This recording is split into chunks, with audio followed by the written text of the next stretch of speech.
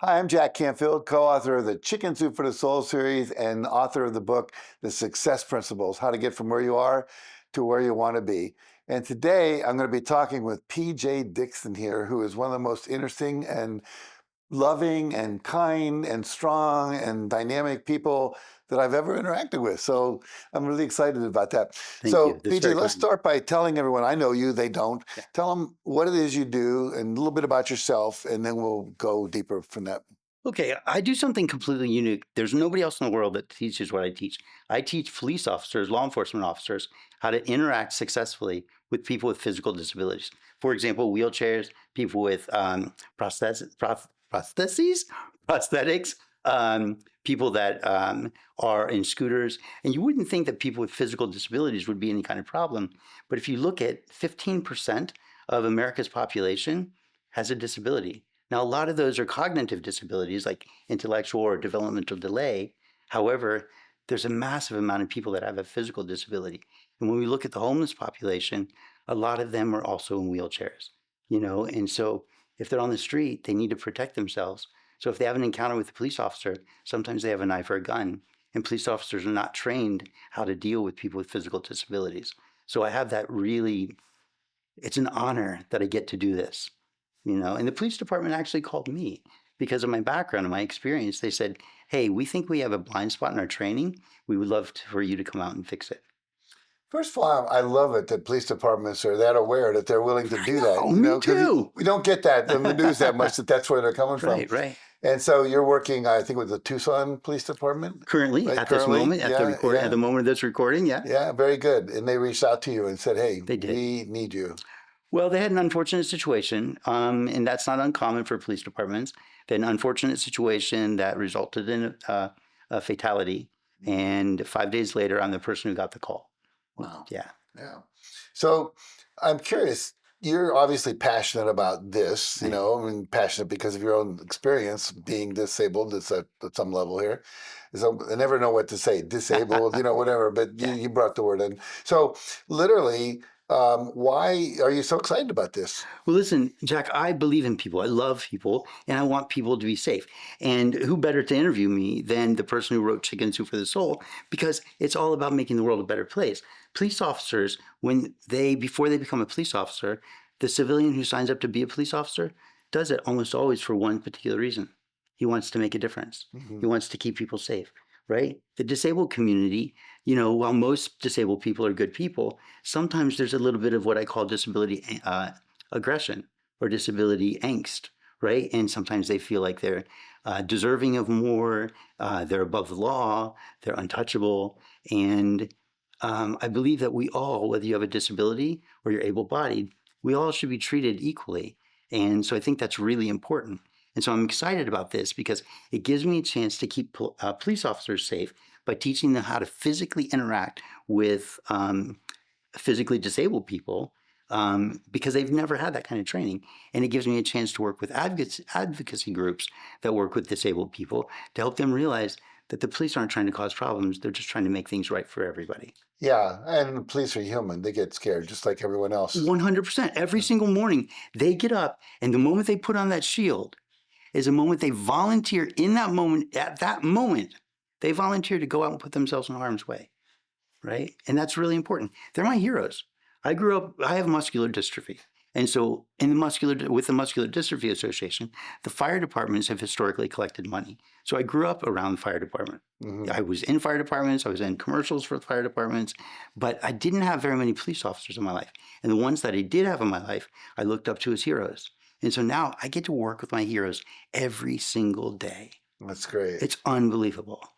So just curious, what would be some of the things you would teach them? So there are three basic things that we work on. Familiarization with both the disabilities, different disabilities, and familiarization with the equipment, because all manual wheelchairs are not the same.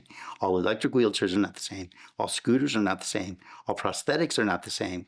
All people with amputations are not the same. And so we familiarize them with both the equipment as well as the disability. Second, we work on controlling the suspect and cuffing the suspect, because Whether you're in a scooter or an electric wheelchair or a manual wheelchair or you're on crutches, they're all different ways that you're going to interact with that. So we make sure that they have that familiarization also. And then third, we talk about lifting and searching. Lifting because you really have to remove the person from their chair to actually fully search the chair and fully search them before they are able to be taken in to the jail. And so there's a whole technique of how to do that correctly and respectfully and all of that. Absolutely. And safely, And safely. right? Because if I lift you in a particular way and you're agitated, you can still bite. I can still headbutt you, right? So there are ways that we want to make sure that the police officers are safe and the disabled person is safe. That's great. I love it. I love Thanks. it. You're doing magnificent work in the world. Thank you. Some of the questions I often ask people, you've already answered. So I'm thinking about this. You're obviously passionate about it. It's obviously clear why you are. Thank you. Is there anyone else in the world doing this beside you? Listen, I'm the only person in all the world, as far as I know, but definitely in the United States, that's doing this. This is a completely unique program. And I'm not the only one who's saying this. I've done all my research, but I've had procurement officers from the city of Tucson tell me, I've had other police departments tell me, look, there's nobody else. We've never heard of this. This is the first time we're hearing of this. So this is an exciting opportunity for us to fill in the blank, right? Fix the blind spot, help police officers feel safe and get home safe. I tell them all the time, I'm here because I want you to come home safe, but I'm here because I also want the disabled person to get home safe. Everybody gets to win because when things go bad on the street, you know as well as I do, nobody wins. So now there's one of you doing this. There's how many police departments in America? 18,000 police departments. 18,000 police Yep, departments. almost close to 350,000 police officers or law enforcement officers, and nobody has this. They don't get this training. So as you are aware of that and you think about that, do you have a sense of how you might then begin to scale yourself out there? Absolutely. What's that look like? We have a 3-step process right now, and it depends on what the different departments can afford, both in terms of money, but also in terms of time and time availability, because some of the smaller departments may only have like 17 police officers, and then we have, like Phoenix has 2,800 officers, so the first level is just training videos, simple training videos, because it's better to have something than nothing. And even though it's much better to be hands-on, the way we do the training videos, they really get people like moving and thinking about, oh, okay, like this is how you would do it. Here are all the reasons why. So it really embeds inside of their brain the understanding of how to go hands-on if you have to. The second layer is training videos with the trainer. So the police department sends their trainers out to me, and then, or my team, actually, me and my team. And then we also train their police academy cadets. And then the third is you pay for me and or my team to come out, and we come out and train your people in person. And that's ideal, but it's not always the most effective for people. And so you have a team. Absolutely, we do. How many people on your team right now? Currently, we have about 8, and half of them are more than half of them are physically disabled. And then the remaining able-bodied people are former law enforcement. Wow. We got to have law enforcement there, right? We've got to get their buy-in. We've got to make sure that what we're teaching is something that is in alignment with what they're learning at the academy. We don't teach something different. When we get there, we say, we're not here to actually teach you something new. We're not here to compromise what you've been taught. We're here to supplement and give you a new tool that you can use in your toolbox. That's great. And I love what you said, too. My job is to make sure you go home safe. Absolutely. So you're immediately on their side. Yeah. Because a lot of times people, when they get training coming in, whatever, they think, okay, we're going to get told we're not diverse enough or we're not sensitive or whatever. That's beautiful. Well, here's this, if I can add something to that. I don't just do that, but I also make them do it again and again. And I'm a little dude. I'm 4 feet tall in my wheelchair, maybe 100 pounds, right? And so I make the police officers do it again and again and again if they get it wrong. Nope, do it again. Nope, do it again. Sometimes I'll put a gun, a fake gun, of course, underneath the leg of one of their colleagues. They're in an electric wheelchair, for example. Think electric wheelchair.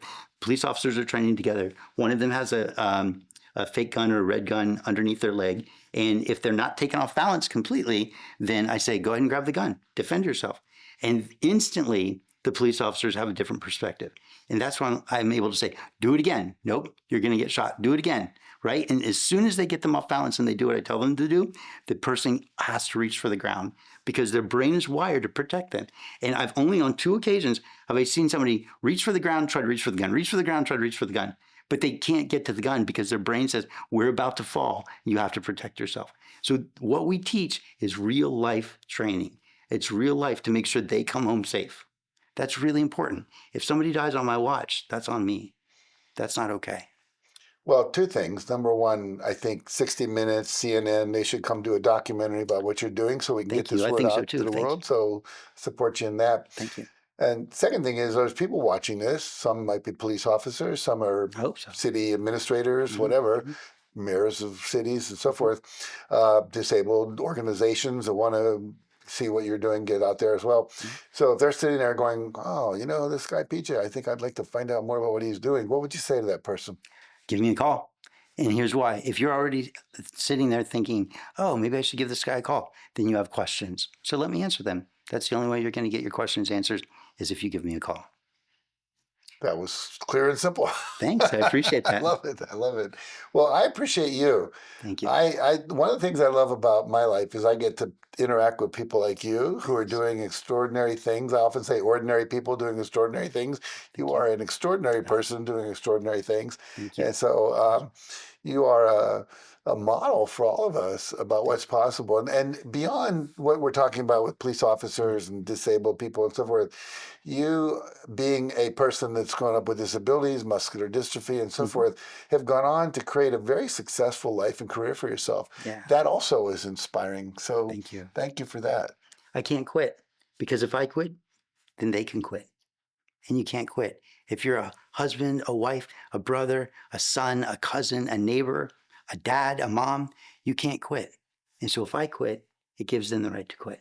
We got to keep going. Good for you. Good for you. All right. So you just met an extraordinary person. I wanted you to reach out to them if you can, and to him actually, and to take advantage of what PJ has to offer you, your police force, your community, yourself.